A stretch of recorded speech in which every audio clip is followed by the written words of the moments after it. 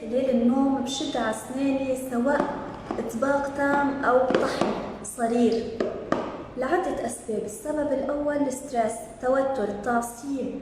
السبب الثاني مشاكل بالنوم. السبب الثالث بيكون إطباق غير سليم بين الفك الأعلى والفك السفلي للأسنان، وحتى بين الأسنان نفسهم والحنك، وهيدا طبعا بيؤدي لمشاكل عديدة من ناقشة لاحقا.